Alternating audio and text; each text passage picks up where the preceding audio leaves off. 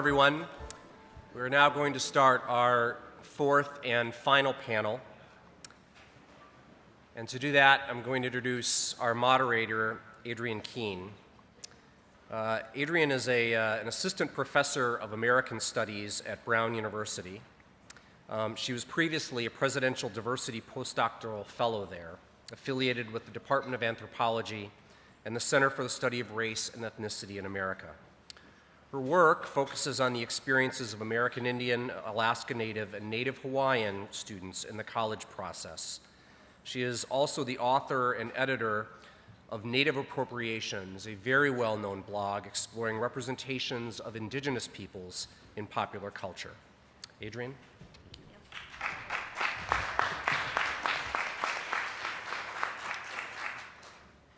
Sionagada, Adrienne Keene Dawado, Chichalagi, Dolonige Adela Jutla Jinela.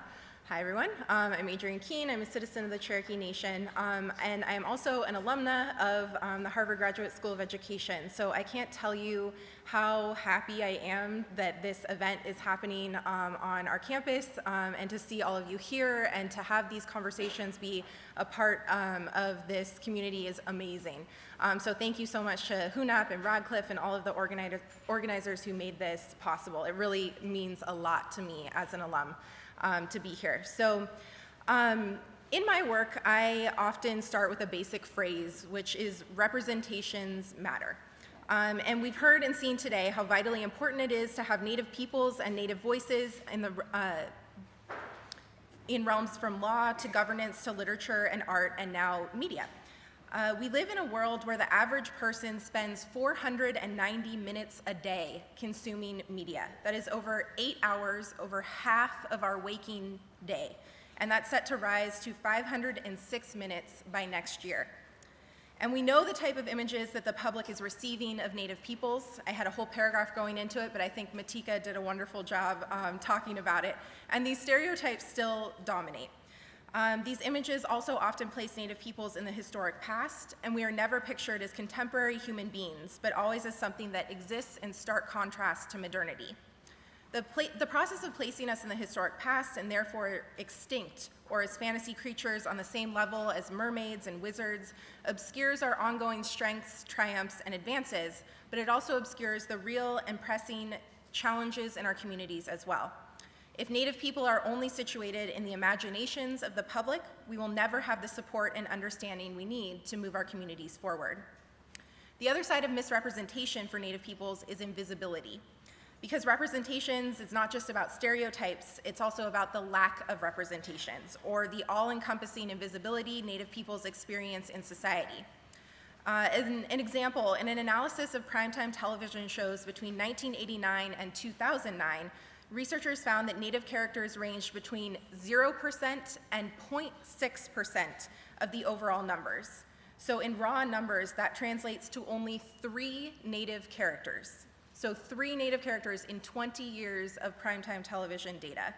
And this invisibility has real effects on how Native peoples understand, in the words of Stephanie Freiberg and her colleague Stevens, who they are and what they see as possible for themselves. Without counter-narratives or positive representations of Native peoples to draw upon, our ability to imagine ourselves in the future is limited. In this environment of invisibility, every representation takes on increased importance. On this panel, we have those who have fought hard both within and outside of the film and media industry to make change for Native peoples in these arenas, and to imagine what the future of Native film and media can look like. While so much of the conversation is often about critique, and while I believe this is necessary and very important, as it is what I do every day on my blog, I'm excited to be able to share the stage with 3 Native advocates who've been making space for media by and for Native peoples, creating positive counter-narratives and disrupting stereotypes. What does it look like when Native peoples are given the power and control to represent themselves in media and film? So on this panel, we have Irene Bedard, Migizi Pensoneau, and Loris Taylor. And I direct you to the program to read their bios that demonstrate the depth and breadth of knowledge we have on the stage. I'm really excited to learn with you today. And without further ado, I will turn it over to our first panelist. So Widow, thank you.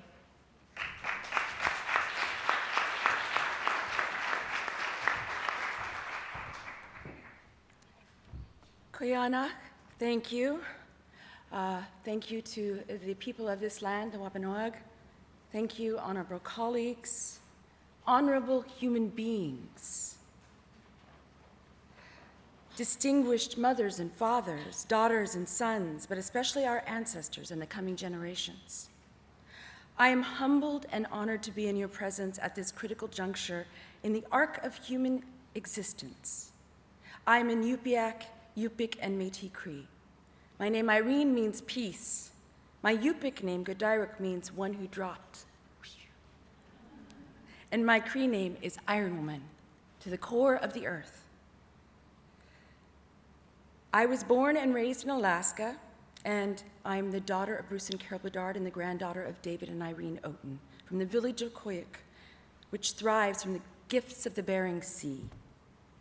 Yes, I am indigenous, but I am a citizen of the world, a tiny human being on the face of the planet called Mother Earth. On this day before you, I could speak of the villages that have been moved inland due to the melting of the Arctic Ocean and the many more of the Army Corps of Engineers plan to move in the near future. I could speak of the polar bears or the cancer clusters attributed to the burning of random found materials used to keep homes in the long winter in the villages warm. But instead, as in the tradition of my people, I am going to tell you a story. The story of us. I will begin with my ancestor, my mother. She was born in the village of Koyuk, Alaska in 1948, Cold War America. The United States government was conducting tests on the effects of nuclear radiation on human beings using the villagers of Point Hope as their test subjects. But not so far away in the scheme of human history, my mother was born, and in her lifetime lived 10,000 years. She lived the way we always lived, subsistence hunting, fishing, and gathering. When she was still a girl, an airplane came and took her to the boarding school. From there, she went to the big city of Anchorage and rode in a car, though she never drove. On television, she saw a man land on the moon. Then came computers and cell phones, and the World Wide Web was cast around the world. She got to hear Elvis sing on the radio and then see him in a movie. You see, we human beings have the same story. We all came from tribes. We all hail from the earth with songs and stories, drums and dances, and the deep abiding relationship to our ancestors, the coming generations, and our Mother Earth. Our mother taught us well how to live, and from generation to generation, we pass the ancient knowledge of our ecosystem, the plants, the animals, the creatures of the sky and sea. We were one with our environment, and she was our blessed relation. But we human beings wanted a sense of autonomy, like any young person leaving the nest. Our intelligence, an integral tool of our survival, became our wings, and we began our journey of our eco-alienation.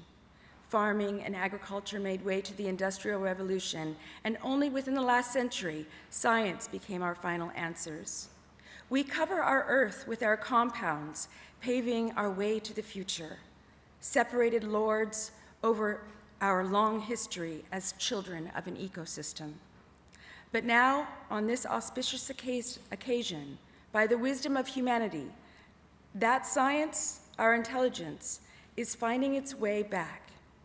It is imperative to the survival of the coming generations that we find ways to honor and protect our relations and bring us back to balance with Mother Earth.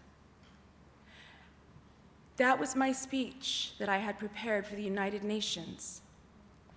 You see how a story brings us all together. Healing through the power of storytelling is what we do in filmmaking and television. I only think of myself as a storyteller. Yes, I'm just a girl from Alaska, but I think I might be the storyteller of my tribe. We have this report here that I wanted to show you, Inclusion or Invisibility, Comprehensive Annenberg Report on Diversity in Entertainment. Let me just kind of push through it really fast here. Gender, here we are speaking of gender and media platforms. Behind the camera, gender as well. We move forward, and here we have race and ethnicity.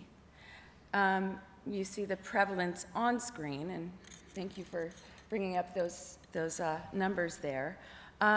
If you can see here, forward, as we go forward, we have the film, broadcast, cable, streaming, and people of number of shows without any Black or Asian speaking characters by media platform.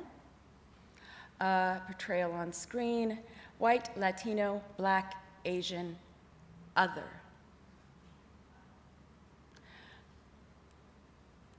Other. That's what we get. When I was growing up, I wanted to be invisible. I was one of very few Native girls, Native people in the high school that I went to, and it was so much easier to be invisible. It was so much safer to be invisible. I read that book, The Invisible Man, and I understood. I felt a kinship to that. But we are the invisible people. Zero representation throughout the last, number of years, throughout most of those years. Today, let's see, I'm on a television series called Longmire, which was on A&E and got moved to a streaming network called Netflix. But it's the story of a really great guy who happens to be a cowboy sheriff. We still continue to have these conversations of invisibility, these conversations of our nature, of where we belong in the fabric of not just American society, but the society throughout this world. It's been a difficult place to come from. But if you see in this picture, this is me. That parka was given to me by my grandmother. The fox was caught by my grandfather. That ring was a 100-year-old Navajo ring, and I found out the turquoise in it came all the way from Nepal, and it was given to me by my father. We come to this place. Who controls the narrative? We go from building bridges to the other, because that's what we're going to have to do in this media environment that we're in. I was on a plane while I was filming a series called Into the West, which, at that time was a really big deal in American Indian country, especially those of us in front of the camera. There were 500 speaking roles, and many of those roles were Native American people. This was an incredible story that Steven Spielberg put forth, and incredibly enough, he had to do the same thing that the directors and producers of the film Roots did 30 years before. He had to go in and tell the story of a romance between a Lakota woman and a Virginian wheeler and their trek across during westward expansion.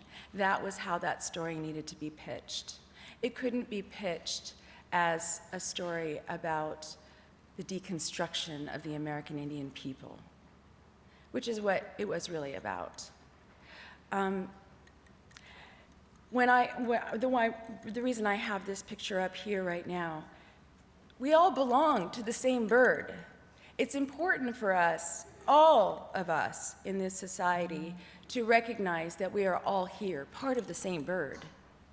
We are all flying around the universe on the same planet. And if we do not understand that we are woven into the same rug and allow each thread to be who they are to weave this beautiful rug, then we are never going to be whole under our feet. We are never going to be able to fly because we're not allowed to be part of the same bird. And I was on this plane, the Lakers jet, between Los Angeles and New York when we were going to the big junkets for Into the West, and I'm sitting there with the executives, and I'm talking to them about, some of the projects that I've thought of, or that should be made, or that could be made. And he looked at me and he just basically said, while promoting, in the middle of promoting this major television event, DreamWorks, on TNT, said, well, you're just not a demographic. There are 400 million indigenous people on this planet, let alone the native people of this continent, let alone people who have an interest in who we are and what we're about and the stories we have to tell and what kinds of things we have to offer to this planet, including our ancient technologies, including the eyes and ears and voices of our grandmothers and our grandfathers, including the next generation and the next generation and the next generation, things they should dream and see about themselves on screen, and know that they are part of the fabric of the storytelling of us, all of us human beings. That's my mom and her twin sister. Just had to put that in there.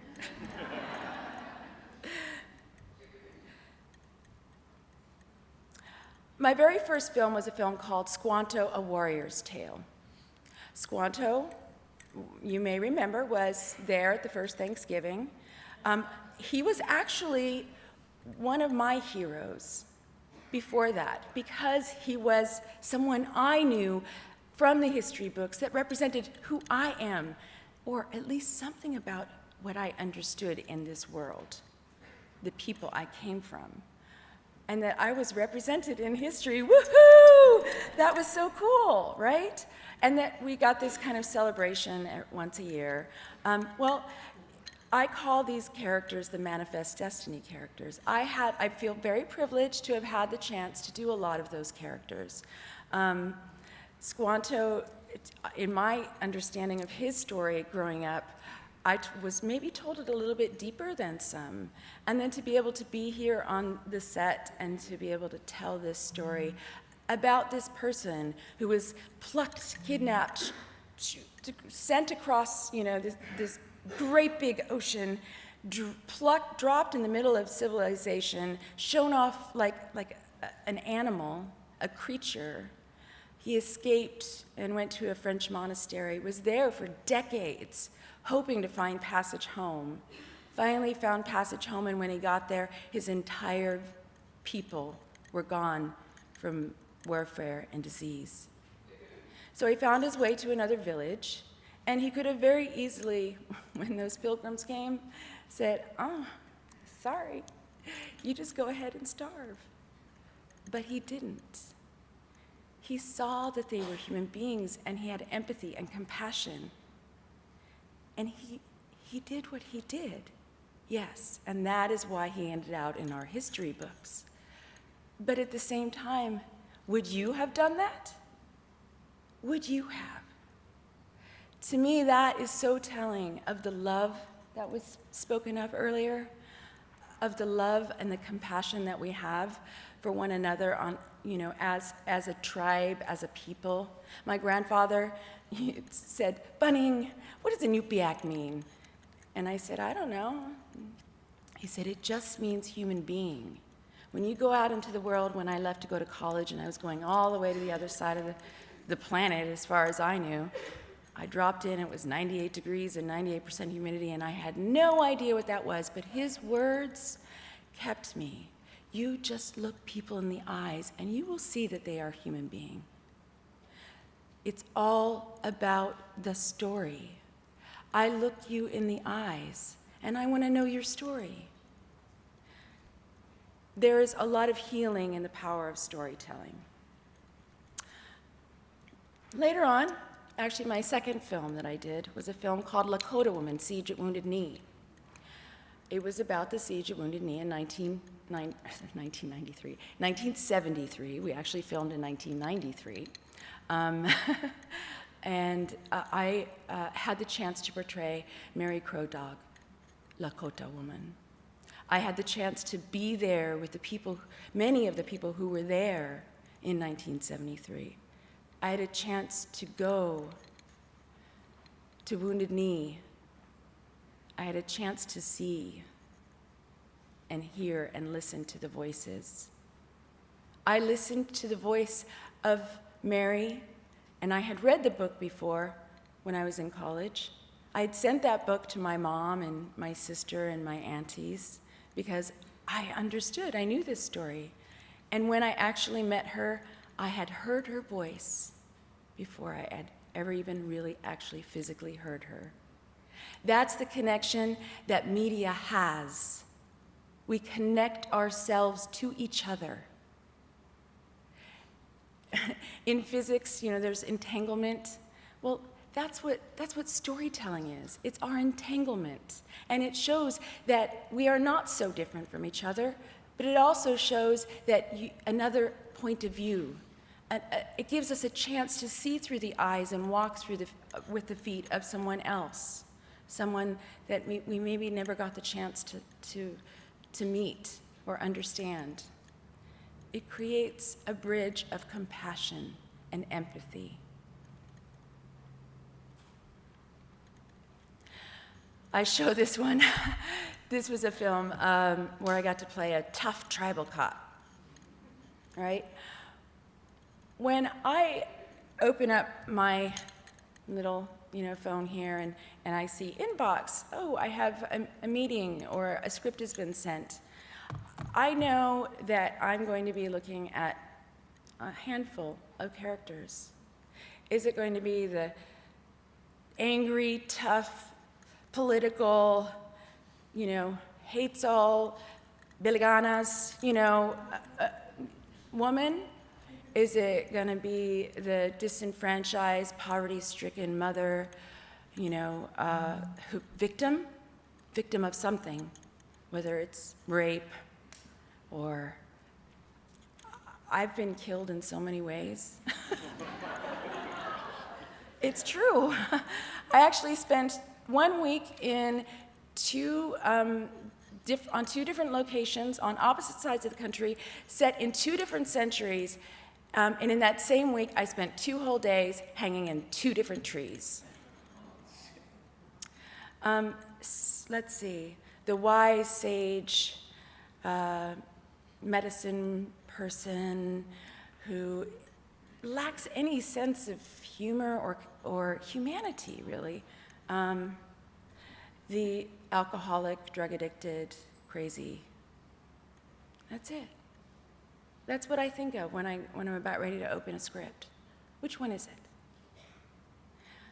I just know, if you go out and with Sleeping Lady Films, Waking Giants Productions, we have too many stories. And good news from Indian country, good news from the indigenous world. There are so many positive, amazing stories of perseverance and strength and dignity.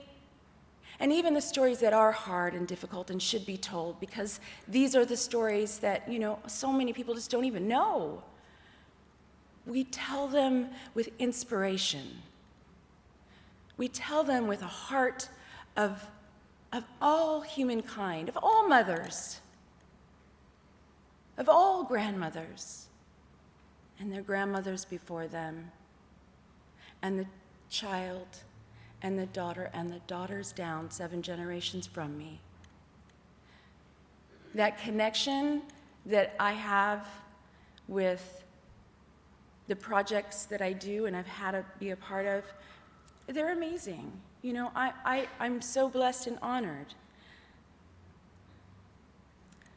I walk in beauty. I think it's, I show these pictures because this goes back, this is the flapper era, a little bit before the flapper era. And doesn't she look native? But she's not, But that depiction, the kind of understanding of we as Native women and the beauty that we hold inherently, it is a wanted, there is something about it. There is something about the beauty of a Native woman, and about the fact that we do walk in beauty to the best of our abilities in the hardest and most difficult circumstances. we continue to do so. Even if Barbie would look like this, if she was really a human-sized person. This was, something that very much came up, and I'm trying to find where that one is, actually. I think it's out of sequence. With the Avatar, with Pocahontas, which, of course, a lot of you know that I was the voice of Pocahontas, and then I went on and did The New World by Terrence Malick, and I played Pocahontas' mother. Just keep on going on, don't we? There's that sexualization also that has happened to Native American and Indigenous women. And of course, that includes sexual violence. John Smith, actually, no matter where he went, he had these grand, amazing, adventures, and generally some beautiful indigenous wild thing, did something grand and amazing in his life. And with Pocahontas, though, the one thing that really struck me about the story in itself was she threw herself upon John Smith when she was only 11 years old, and she stopped a war from happening. And so that's why we talk about the peace of Pocahontas, right? But I think that inherent story within itself, whether it's true or not, that story that we cling to about it is the story that I think the reason we cling to these stories is that it is something that we hope and wish for. We want the happy endings. We want that sense of dignity. And you know what? As far as Disney princesses go, she wasn't waiting for her prince to come and save her. She saved him. So, moving on. Okay. My time is up. Winona LaDuke, strong woman. Two Old Women is a story that I'm about to start telling with Sleeping Lady Films, Waking Giants Productions. Sleeping Lady Films is a story about waking the giant of the indigenous nature and heart and people. And it's a little bit of a subversive thing. I'm really shooting for peace on earth.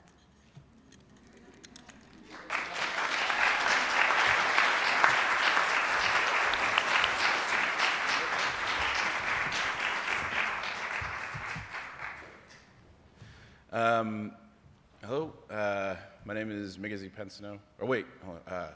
Migizi Pensoneau, Indigenous Cause. Squawgami Weezaga getting into Untitled Chapter, Bemachigamog. Not that that's any of your business, but I just realized. But we were laughing earlier today about, I think that, Native things always tend to go long, and there's that joke about running on Indian time and everything, but I think it's mostly because we spend so much time introducing ourselves. So, you Dene especially, man. All I hear is like these clicking noises for like 2 minutes. I'm like, I don't understand. I'm gonna learn. Just kidding. I know what you're saying. I know all your clans. I've been there.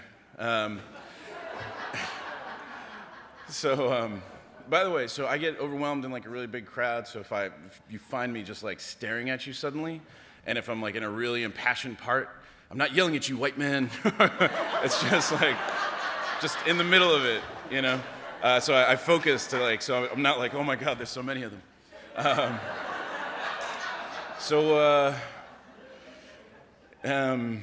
think it's a little funny that everybody's like, I want to thank the people at, Wampanoag and Nipmuc, and I'm like, yeah, thanks for your land. I'm like, so that's how my mind works. I go to these like really, really dark places. But no, thank you. So acknowledge you, and this is, how many people from here, Wampanoags and Nipmuc are here? Ooh, quite a few. All right. Only temporary, that's right. How many Dene are here? Jesus Christ, they outnumber us all. Anyway, sorry. I am Migizi Pensoneau, and I'm a part of a co-founder, actually, of a comedy group called the 1491s. We are sketch comedy. I know. I'll take some more if you want to give it.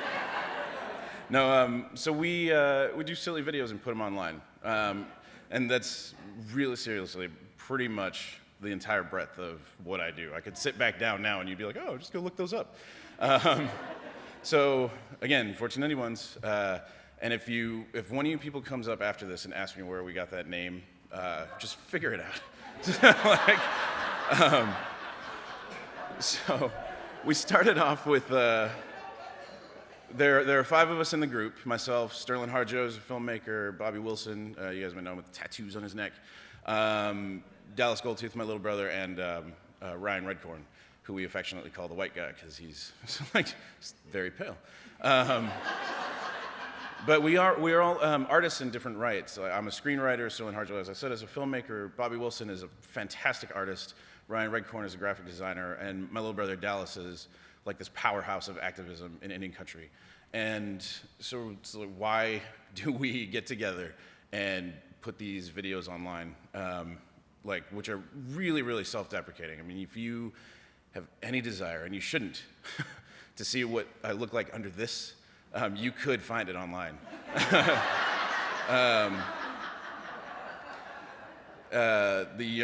What I'm just saying. All right.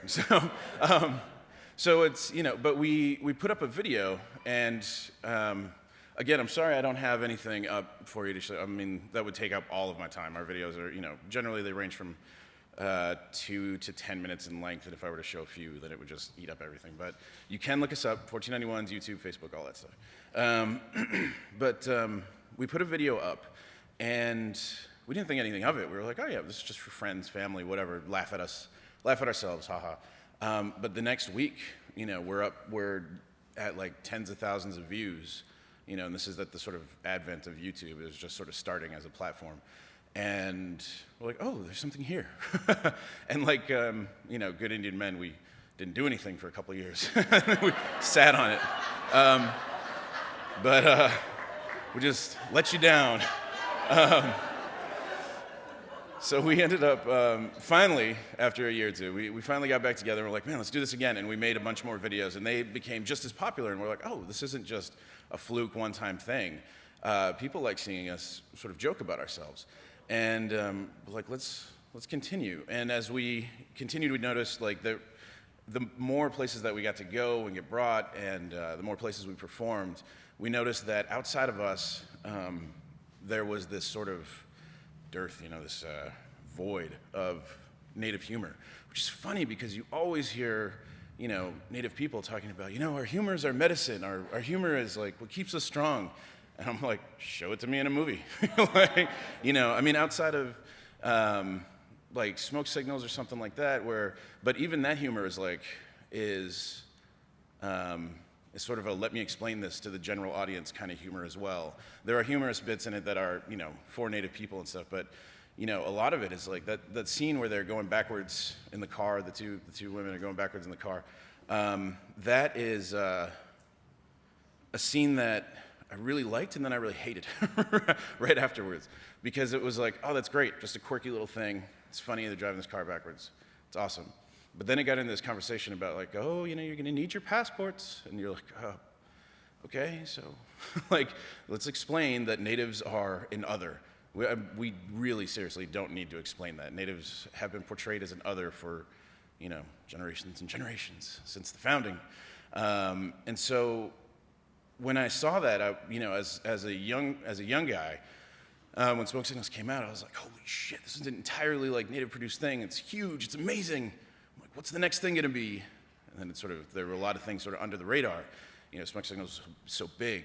And so the other thing I started to notice when we were doing our 1491s videos, and the more that we produced, and we have over 100 now, Not all of them are funny. Some of them are from a series we call Represent, where we go to different places and we're like, here, you take the cameras and we'll put them on our channel. That kind of thing. But the more we did that, the more that I personally started to notice that, like, it's not just like humor. We're not telling a lot of different stories here. So if I were to tell you, and it's funny because, Irene is in Smoke Signals, and so I did this to her earlier. I was like, hey, I'm going to describe a movie to you. A young man, through some tragic happenstance, has to go on a journey, young, angry Native man, has to go on a journey and, come to terms with himself and his own Indianness, his identity. What movie is that? What movie am I describing? And so because I just talked about it, you could go like, oh, that's Smoke Signals. Oh, wait, no, that's Powwow Highway. Oh, wait, no, it's 4 Sheets to the Wind. Oh, no, it's Drunktown's Finest. So, they're, in aspects of it anyway. There are different aspects, and I'm like, where are all of these coming from? Where is this? And part of it is that, Native people have not had a chance to tell their stories yet. And so I feel like Native people definitely want to throw in a lot of, like, explanation, Like, no, this is where we come from. This is what you missed. See all this that you missed? But the story, then, it gets in the way of the story moving. And so I was thinking to myself, like, man, where does that come from? Why is that so ingrained? And who are these characters? As Irene was talking about, there are a few that Native women can play, and they're not nice. My auntie Casey Camp is also an actor, and she was like, she wants to do a 1491s video one day that is her doing like an acting camp for Native women, where she just like, this is how you lay next to the teepee that's on fire, dead. Like, it's like, and she's really excited about it. We want to do it someday. So it's messed up. So like, but we're like, okay, where does that come from? And so I started thinking, and then I figured it out. The words were written up there during Irene's thing, but, and it's, the sort of like, I don't know. It's a loaded thing. We could talk forever about it. But it's this idea of manifest destiny, right? God put this thing here, put this land here for it to be conquered, to be taken over, for, good European Americans to come in and cultivate, the wilderness, make something out of it. You can make something out of yourself.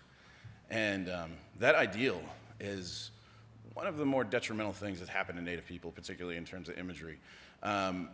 When you think about, the images that have come out of just that one concept, things like, the end of the trail, right? The Indian guy's like, oh, I'm on my horse and I'm tired. Like, that shit, I'm defeated. Or you think about like the Indian maiden thing, this Native woman that's there for, the white man to conquer.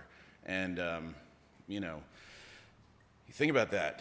And you think about the idea that, Native people for a long time represented the wilderness of America, right? The wild, the beast, the savage. And that is meant to be tamed, meant to be conquered. What does that mean for a man? It means they need to be beaten. America lives on this idea that natives are dead. When you fuck with that idea, it's problematic for a lot of people. When you go, no, I'm alive, man, I got a voice, I'm gonna say some shit. You're like, well, then what is America? And I saw a couple of you in here. I'm like, no, I'm talking to you. I'm swearing at you. My God. Just trying to duck arrows and tomahawks and whatnot. So, of words. Verbal tomahawks is what I'm launching in your faces. Yeah,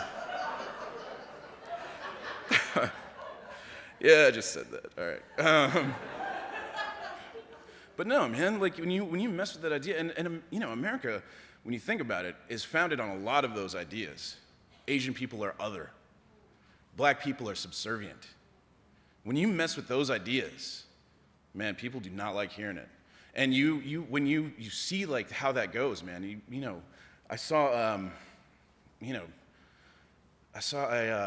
went back home to Minnesota and I saw a sign that said, "Police lives matter."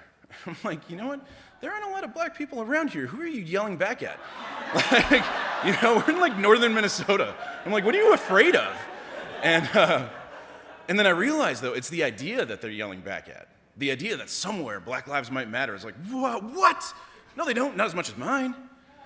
And so like that, along with, like, if you tell some people that, like, you know, man, Native people are alive, they're here, they're thriving, they're growing. You know, Diane earlier today was talking about how the, you know, population of Hopis has gone up. Why? Outside of that, we like doing what makes that happen. But, but it's gone up because we're living, we're coming back. Our languages are coming back. You know, the things that have been talked about are like, you know, they aren't outside the realm of possibility. What Matika said, man, people can learn our languages. I saw on YouTube a white kid speaking Ojibwe. Blew my mind. He was a polyglot, and he was just practicing. It was amazing. It's amazing to see. So when you put a bunch of, like, silly men who are like, no, we're just laughing, joking, having a good time. We're not defeated. We're not, like, dead. You know, we're just, like, cracking ourselves up at our, like, chubby, naked bodies. And when you do that, and people go like, well, natives are not here, though. They're dead, you know, they're gone. And it really messes with people's heads, and it creates this sort of, like, this needle that just keeps jabbing. And the more we do that, the more people are going to have to pay attention. Man, but we have to get out of it ourselves. We have to, as Native filmmakers, as Native people, we have to embrace not only, like, the same stories that have been told, and we can't just tell people that we're here, but we got to reach across. You know, there's something I call the audacity of genre in Native cinema. That means, like, you know, do like a buddy cop movie, do like a teen sex comedy like Porky's or American Pie, you know, do like, for Native filmmakers out there, I tell people, I'm like, you know, do like a sci-fi flick, a horror movie, reach across, because, you know, we don't have to perpetuate the stereotypes, but we can embrace archetypes of other stories. And that's fine, and people can relate. Other people will actually see what you're doing. They will see what your places look like, they'll see your homes, and it'll be on your terms. So so that's why I do what I do.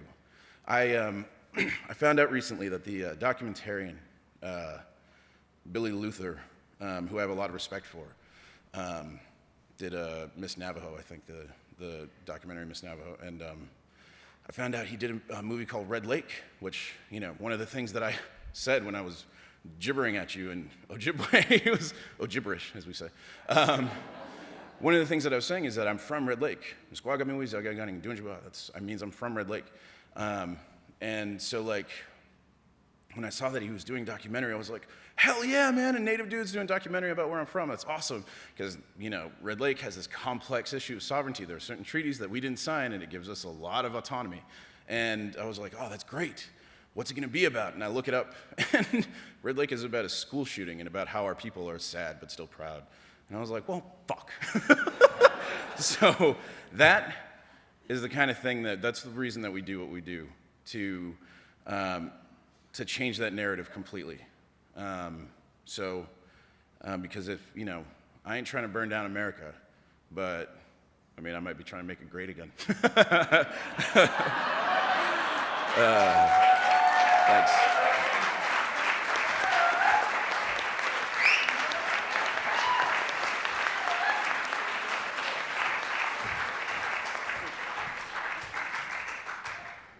My goodness. So, I don't have any talent like Irene and Migizi. The true story, I took acting classes in Los Angeles, and the director kept saying, you know, on Wednesday night, we have script writing, right? So needless to say, I'm going to talk about infrastructure today, just bring you back to reality. I need the little remote thing here. So, I'm going to first start off by a quick introduction. I come from the village of Oribe that Diane Judge Humitiwa mentioned this morning. It's a village that has no running water, no telephone service, and when I was younger, we didn't even have radio, no television, of course I mentioned that, and no broadband. And so years later, I've now become an advocate for the digital and media divide in this country that is so wide. And someone once said to me, they said, dang, Loris, you're really overqualified, right? You're like the poster child.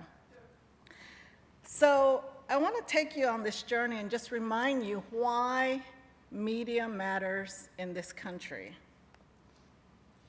Media access, control, and ownership is really, quite frankly, about power and position. Seeking power and position over others is embedded in human cultures. We build institutions and systems of administration, and we predicate this on formulas that have evolved from cultural imbalances, which includes hierarchy, imperialism, and so forth. Whoever is in power gets to tell their story through their optics and lens, and they often do this to justify their own power and existence.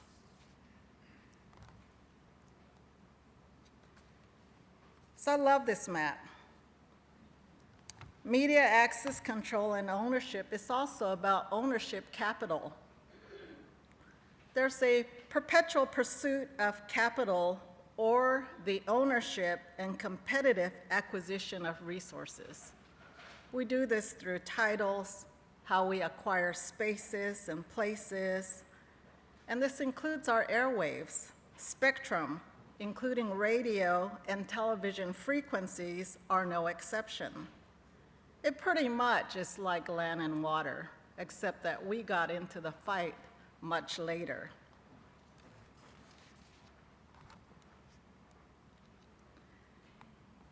In most major markets, like Phoenix or Minneapolis, and in the commercial broadcast environment, radio and television ownership is held by major commercial conglomerates. Consolidated media ownership is a huge problem in this country. Native Public Media did a small market study of Albuquerque about, I would say, 6 years ago. And out of 52 stations that existed in that town, only one station dedicated any hours of Native programming to the communities that surrounded them. KUNM, look it up. Very sad when New Mexico has quite a large number of Native American tribes within its boundaries. Media access, control, and ownership is really important to overcoming intolerance, stereotypes that everyone has mentioned today, and really just patronizing Native Americans in this country, which is still going on today. Without media access, control, and ownership, we cannot fully acknowledge the injustices of the past on our own terms. And so this is really what drives my work. By having our own broadcast facilities, we begin to actively value the rich cultural diversity among tribes in the context and structures of our most exalted institutions, economically, socially, culturally, and educationally. A few years back, Native Public Media served as an advisor to a major public service media institution in the Boston area, WGBH, you may have heard of them. We helped to produce 4 major films, and for the life of me, I can only remember 3. They included Wounded Knee, Geronimo, and The Mayflower. Now, I had to include this because there's a continuing romantic notion about Native Americans. It's a sort of that Fabio effect that continues to be present today. Media access, control, and ownership is about parity and justice as well. In modern America, the revolution is not over, and in fact, it's just beginning for Indian country. It strikes this closed-offness, or I would say the censorship of voices that ought to be heard, really strikes to the heart of the First Amendment. It strikes to the heart of our freedom to speak, the freedom of the press, and the freedom to be heard. And let me just give you an example. A few years back, not too long ago, the Arizona State Legislature passed Arizona House Bill 2281. which was really to silence and censor the ethnic voices within the state of Arizona. And what it does is that it prohibits ethnic studies in schools that are funded by the state. It makes it illegal, in fact. And this is quite disturbing because Arizona is home to 22 tribal nations, one of the states that has the largest native populations in this country. When we have the power to access, control, and own our own media facilities, we are actively working towards the full recognition of the impact of our own history. We are able to assess our role and place in the hierarchy of power and control, and we can optimize our personal and professional energy to tell our own stories and also look out for our own wellness and happiness. Media access, control, and ownership is about being our own stewards and guardians of our own freedom. Now, Sherman Alexie is a record holder of banned books. He held it in 2014, and if you look it up today, he's holding it in 2016. And the reasons for banning his books range from the fact that he's like writing about insidious stuff that could harm society, like murder and violence and rude language. And so I thought about that. I used to teach at a little-known school just a short distance from here, Phillips Exeter Academy. You may have heard of it. And I remember that one of our textbooks was quite Shakespearean in nature. And I was thinking like, wow, all these elements, I think I remember those stories. And I was thinking like Romeo and Juliet, right? So there's really no rhyme or reason to the reasons why he continues to be on a banned book, but it does drive me to go out and buy copies of his books for all my friends. Media access, control, and ownership is understanding and exercising our own power. Media is based on an unshakable consciousness of superiority, imperial conquest, and colonization, and it's directly linked to information, social structures, media messages, and educational curriculum. When I started my work back in 2004, I read about, all the 10 commissioned studies by the Federal Communications Commission. And what I learned was that the commission saw Native Americans through the optics of that we were vulnerable, unserved, underserved, and probably the most fragile and invisible in the United States. So I wanted to do something about that, because media access, control, and ownership is really about the power to speak and the power to be heard. It's about our affirmation of our identity. It's about cultural survival. It's about native language programming, cultural content, history, and localism. And it's an exercise of our tribal sovereignty and self-determination. One of the things that we do from Native Public Media is to host a one-week high school boot camp in communications for young people. And we immerse them in television and radio and different platforms on the internet. And what we want to do is build capacity across Indian country.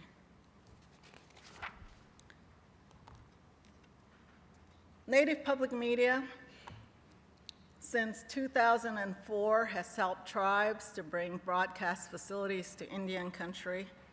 And our work is just beginning. We're not done.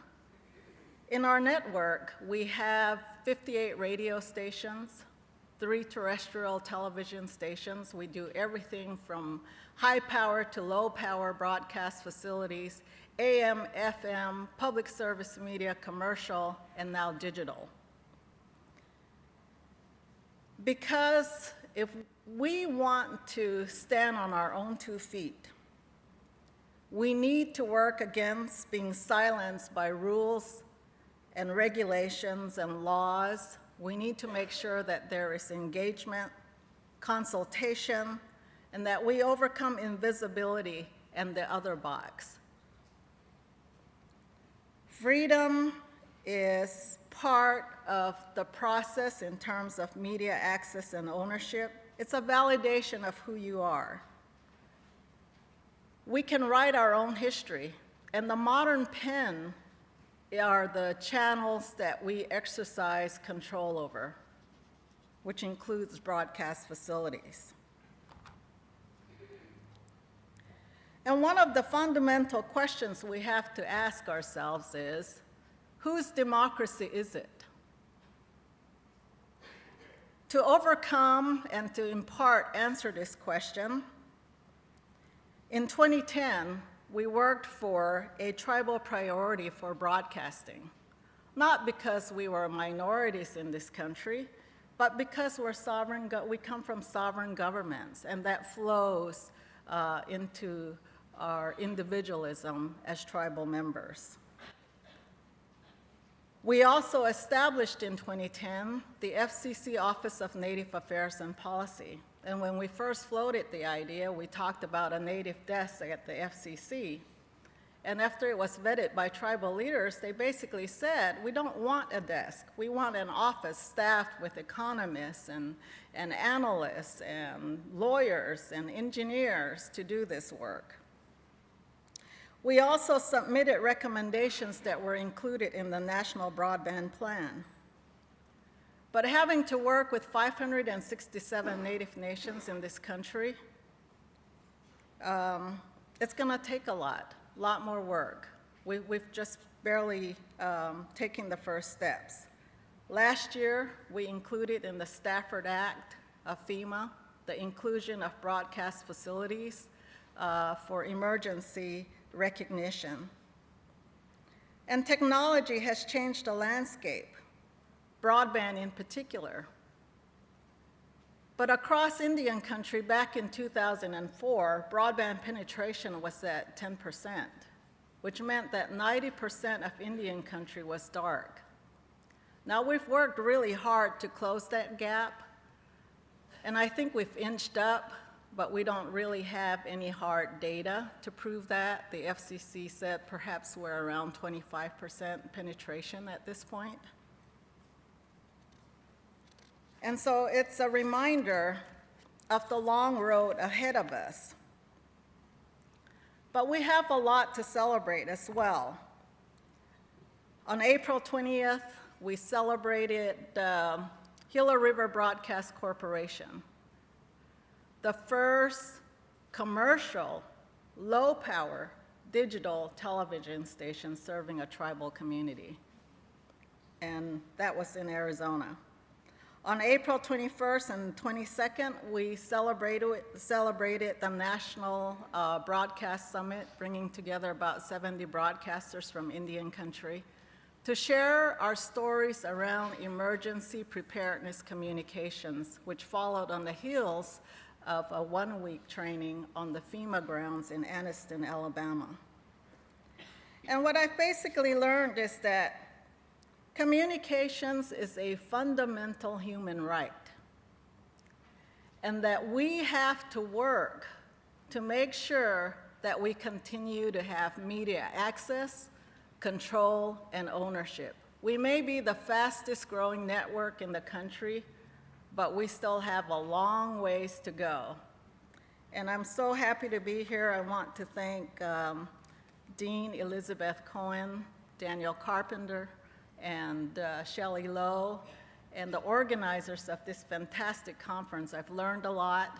I hope to take it back with me to my community, and I look forward to a long-term partnership. We need some academics in Native public media circle. We can use your help to move this movement forward. Someone once said, it's not about talking to the choir. It's about talking to those individuals that don't necessarily disagree with you, but who may, in some instances, not wholeheartedly agree with your position. But if you can move them in your direction, then that's the work ahead of us. Asquali, umahala kayang ninmani.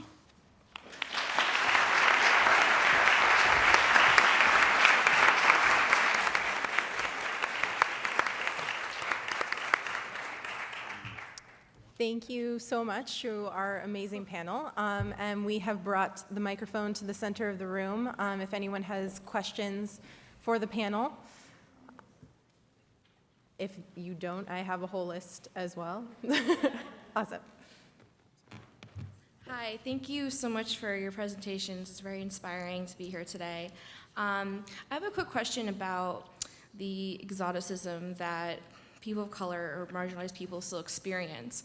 And I think a lot of people in this room can attest to the experience of when someone meets you and they ask, what are you? Where are you from? And it's hard. Like, we have such complex genealogies. There's no fixed geography.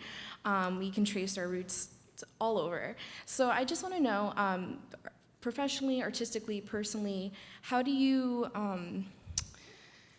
confront and continue to deconstruct the exoticism that is still placed on people of color in the arts and entertainment, and if so, if you feel like it's still kind of an uphill battle for your work and when you're about to attempt a new project. Sure. Yeah. Go ahead. I have that story too. That it got so when I left and was in Philadelphia where I went to university. I started just asking people to guess. For like what are you? Yeah. I got to this point where it was the quip answer, like I'm a human being, But people never would guess. They would guess everything else. And then when they did find out, their eyes lit up. And it was, for me, one of the first times of realizing just how amazing we are, our cultures are, and how people want to know. And so I always try to approach things from being an ambassador or being a teacher. But at the same time, I think that it's that other that we are discussing that I think causes this separation or this feeling that you are not a human being, that there's a way to kind of objectify you as a person. And so it's really just a matter of helping people to see the complexities of us, of who we are, and that first and foremost, we're human beings.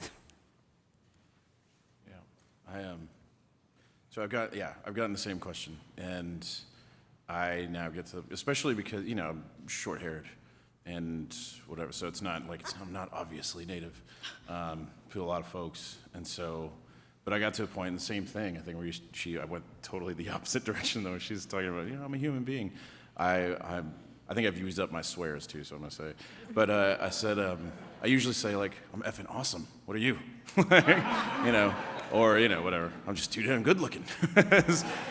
So like, but it opens a dialogue, and I combat things with humor as much as I can, and I think when you make somebody laugh, it sort of builds a little bridge, and you're like, all right, well, let's talk as people now.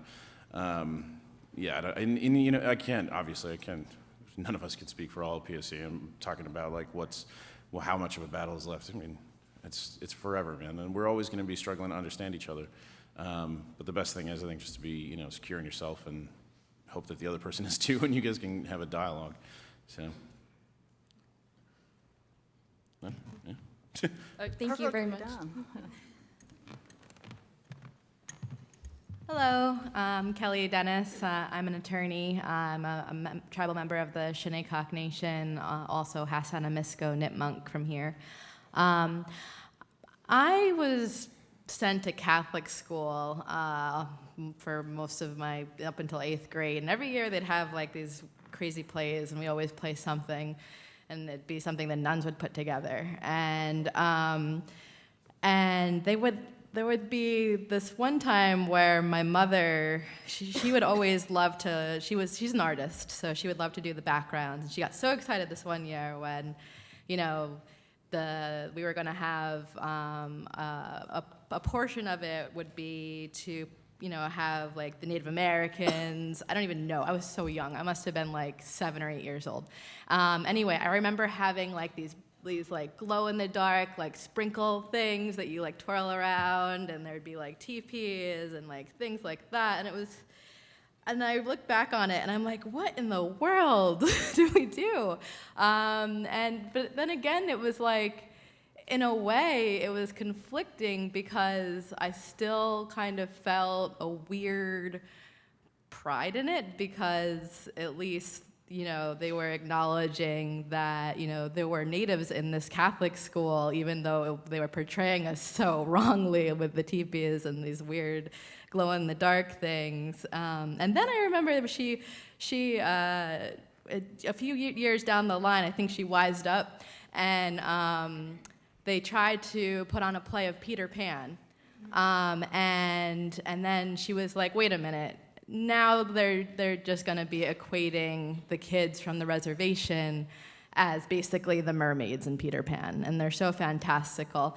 And I was just wondering, I think that maybe one of the latest things that I've heard of was, who, if they do the Peter Pan kind of like the Disney thing or not, who would portray Tiger Lily? Is it appropriate that they cast a Native American woman in that? And I was just wondering your thoughts on that. Thank you. Whoa. So I think we can even take it a little broader and think about that role of casting of Native peoples in very stereotypical roles, Yeah. and kind of what your thoughts are about that. Should we be embracing that, or should we be moving away from it? If you think of the night at the museum, or, I think that because these are there, and just my own experience, I do know that I would never understand, really, honestly, when people would meet me and would burst into tears until I met Buffy St. Marie. She had the Creative Board teaching project, and she asked if I would be a part of it, and I went, and they screened some things from Sesame Street beforehand. And when I met her, I burst into tears because I realized she was the only image of a Native American woman, positive image, that I ever saw growing up. And I kind of went, oh, okay, I understand this now a little more. I think that we get so starved for, just anyone up there who can, so that you can look out into this screen of the world and feel like, that's me, or that's some reflection of my experience and who I am. And, so it's such a difficult world to be a part of, as far as, on this side of the camera, because if you want to, I was lucky, I was able to make a living at doing what I did, but at the same time, you're handed what I explained in your hand. So I would always feel positive about that Native woman who would take that role on. Yet at the same time, I would work diligently to create more three-dimensional human women characters, and our men too, all of us, we just don't get that chance, so I would never feel negatively toward that. I have a slightly different perspective. I think in order to change the narrative, and if we're serious about the roles that are stereotypical or those that are demeaning or unflavorful to Native Americans, we have to draw the line. otherwise were complicit. One of the reasons why Native public media sought to build facilities across Indian country was to provide a channel where we could tell our own stories. And so I've seen actors stand up, walk off movie sets because they felt very strongly that the depictions of Native Americans was not favorable to Indian country. And I think, just my personal views on the matter. I mean, to change the course of history, you have to break the tie somewhere. Yeah. No way. I wouldn't. I think, Tiger Lily would have to be completely ripped apart, taken down, deconstructed. A part of like one of the stereotypes is the Indian maiden, and the Indian maiden, one of her main roles is to, again, with the, cultivating the wilderness, right? Conquering the wilderness. One of her main roles is to be accessible to the white guy. She's never accessible to her own people. And so there's never, like, a lot of, like, Native women roles they do the same thing. They don't have a romantic involvement at all with any of the characters. I'm not saying that they need to have only romantic involvement, but but in that kind of narrative, it only exists for that. And I think unless she's like sitting there sword in hand and her only thing is to fight side by side with Peter Pan and conquer the hell out of things and then go back to her people, that would be a better story. But, outside of that, no. Sorry. Hi, my name is Sierra. I'm a second-year student at Brown University. And one of my questions that I was thinking about, first of all, thank you all for speaking. It was really great. The question I had is kind of piggybacking off of the previous question. So, and this is coming also from me, like being an artist and having to think like very deeply about this. So, do you think that Native art, Native people in media, do you think their work is inherently political and or radical? And also, how do you deal with that with like looking at your own positionalities and where you come from, and how do you sort of grapple with being complicit or being or engaging in activism? Hell yeah. Yeah. Again, big That's time. my Like, student. So because again, man, you're supposed to be dead. Everything you do as a Native person is either ironic or revolutionary, because nobody expects you to even be there. So hell yeah, you're doing something big just by existing, just by going out and doing work. So. I think even just living in our villages up in Alaska, where we've lived our subsistence hunting and fishing lifestyles since the beginning of time, and the fact that is something that we've had to continue to battle, and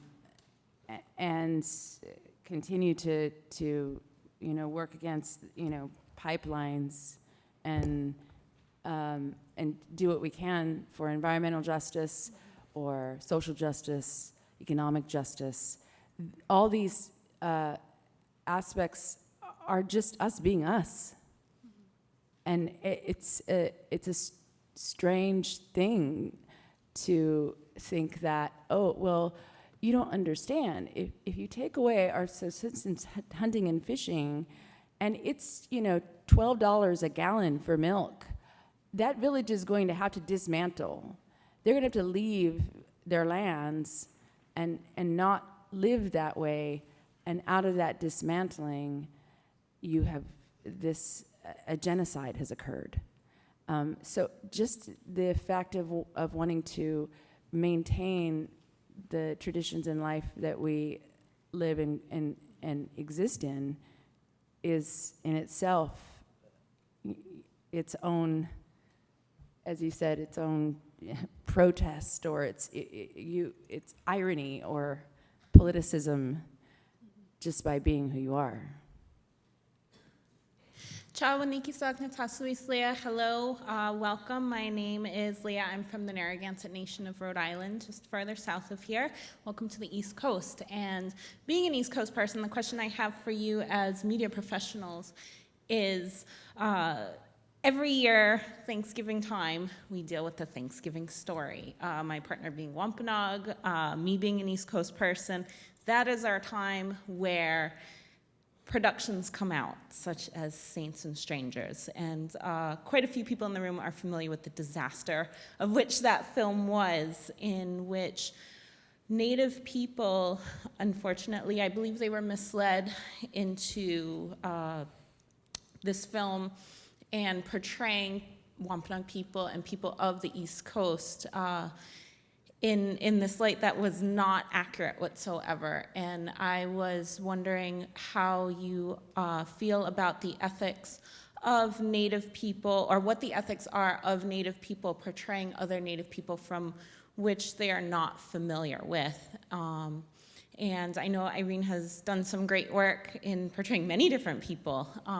And what are those ethics that you follow as an actor, and what would you suggest for other people who are going into that acting world?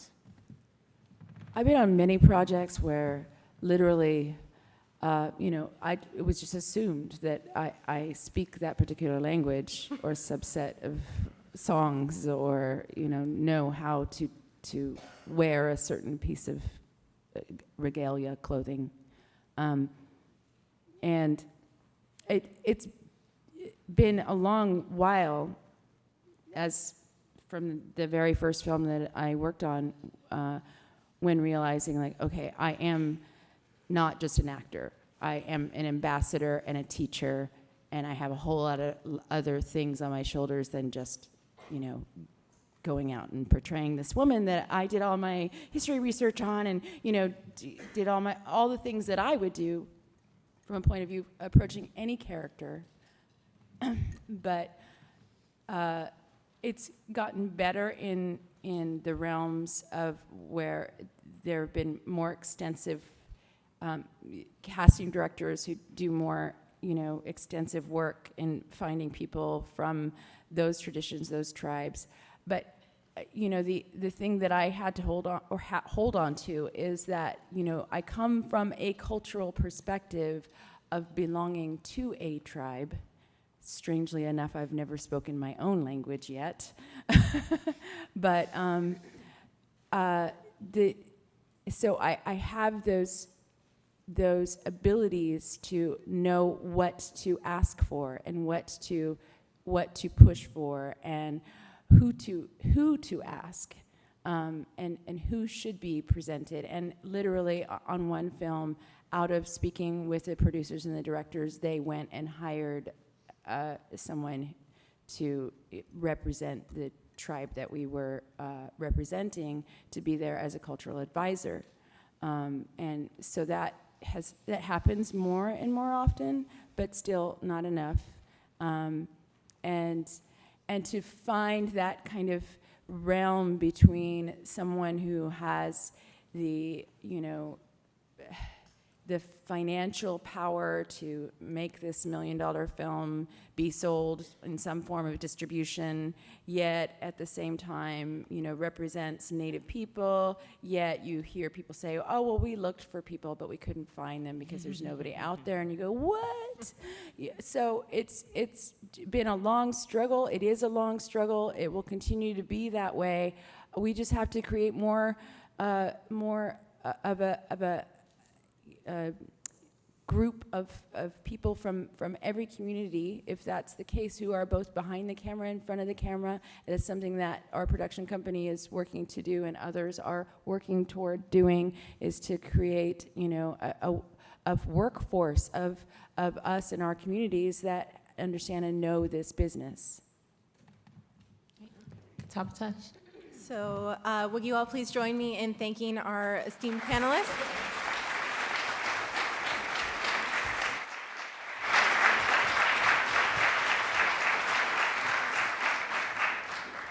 That was just an amazing panel. Dr. Keene, everybody, thank you so much for everything you've done today. And just one more round of applause for the panel. Thank you. Go ahead, you guys can. Oh, anybody that knows April, she says hi, by the way. All right.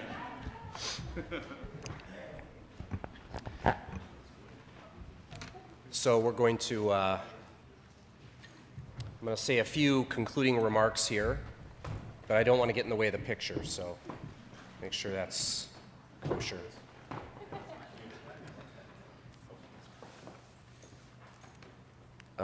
What a day. Rob Porter told me that he would win a bet if he said the term goat rodeo in his talk. Rob, if I say it, do you still win that bet? Okay. Do you want to say it now? Because I didn't hear you say it. Okay. He's willing to lose that bet. I'm absolving myself of all responsibility.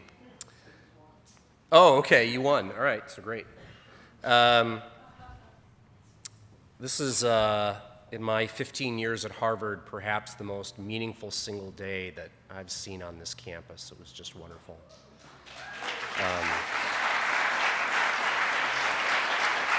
Thank you, everybody here. Just a couple reflections to conclude. The diversity, we kept on coming back to stories and storytelling and the diversity of stories that we heard and the forms in which they were told.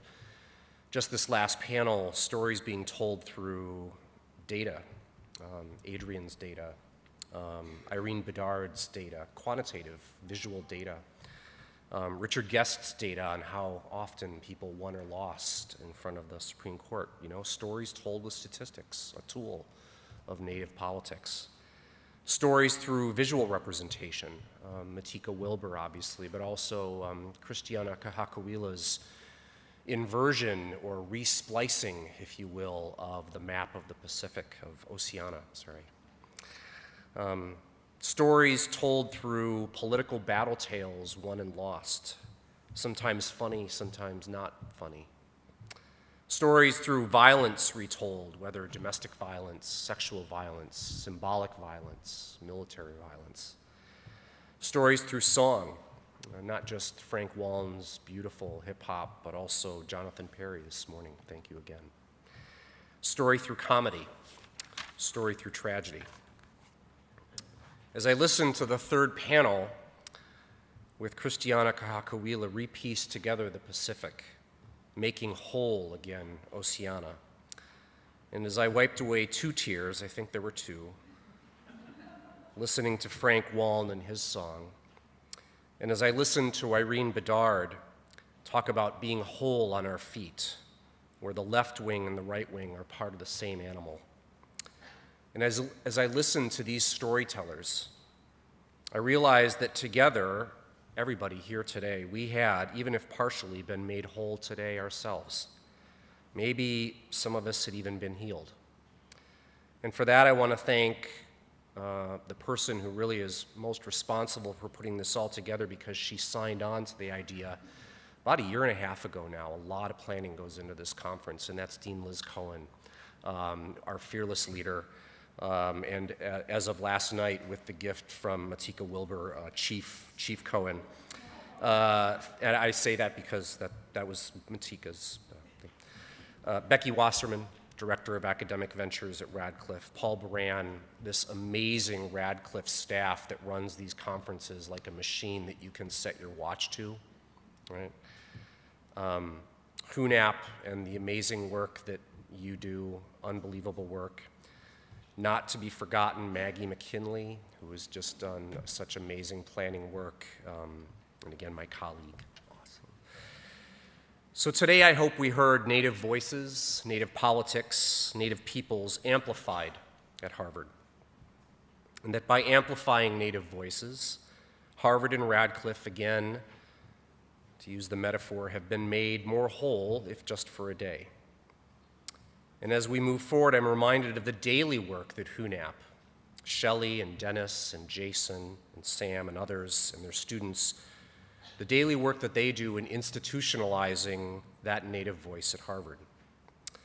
And I'm reminded that in order for Harvard to be made whole in the future, today's conversation needs to happen again, and again, and again. And in order for Harvard to be made whole, the kinds of people you saw today need to be on our faculty.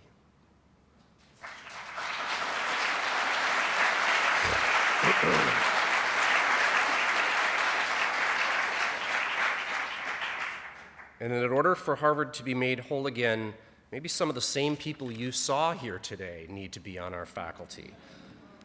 Adrienne Keene, Maggie McKinley, Christiana Kahakawila, Alyssa Mount Pleasant, Rob Porter, or they or others, and I apologize for anybody I left out, Matika, you too, come teach here.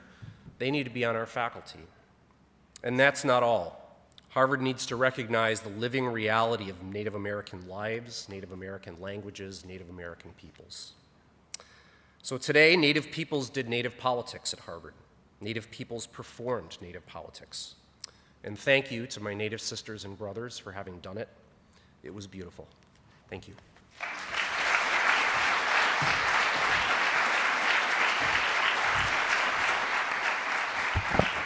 Well, it's been an amazing day, and I don't think I need to say it. Dan, you said it so beautifully, and as has everyone. I just want to thank the organizers for this, Dan and Shelley and Maggie, Becky, Paul, the staff.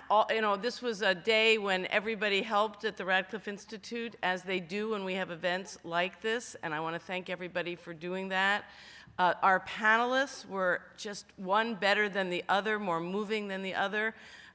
We're so grateful. People came from very far away to be here. And I also want to help to thank the audience, because I think you made this event as special as it was by being so engaged, asking really honest questions, putting yourselves out there, being part of the story. So now it's time to celebrate. We're just a door away from food and drink, and it will be wonderful to be together in a more informal setting. But please join me once again to thank everybody for making today possible.